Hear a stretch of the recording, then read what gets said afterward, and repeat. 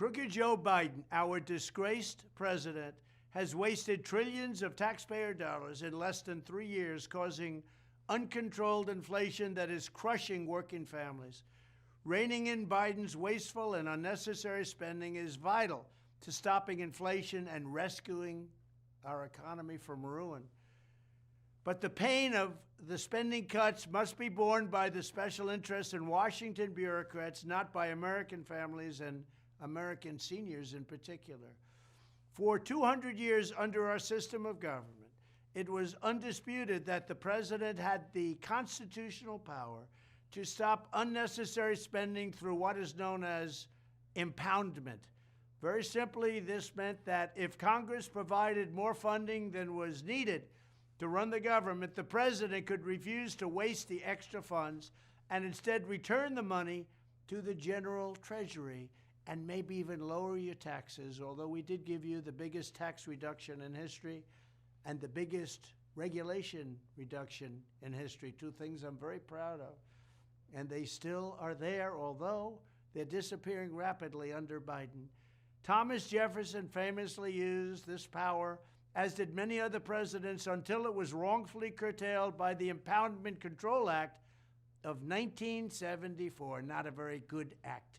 This disaster of a law is clearly unconstitutional, a blatant violation of the separation of powers. When I return to the White House, I will do everything I can to challenge the Impoundment Control Act in court and, if necessary, get Congress to overturn it. We will overturn it. I will then use the president's long-recognized impoundment power to squeeze the bloated federal bureaucracy for massive savings. This will be in the form of tax reductions for you. This will help quickly to stop inflation and slash the deficit.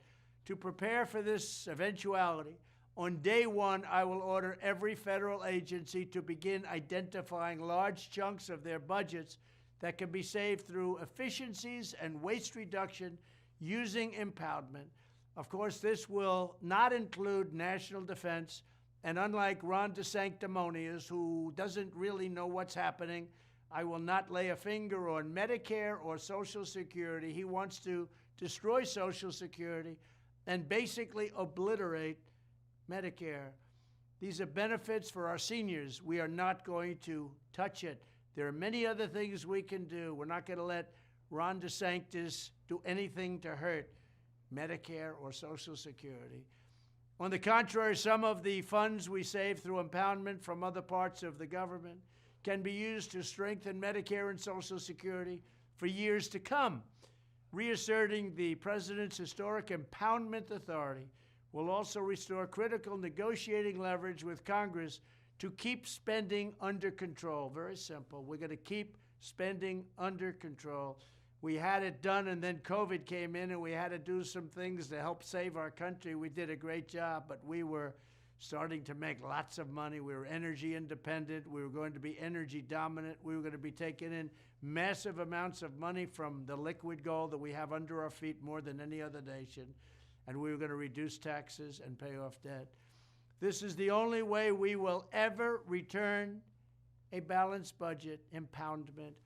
Just as importantly, bringing back impoundment will give us a crucial tool with which to obliterate the deep state, drain the swamp, and starve the warmongers, these people that want wars all over the place, killing, killing, killing.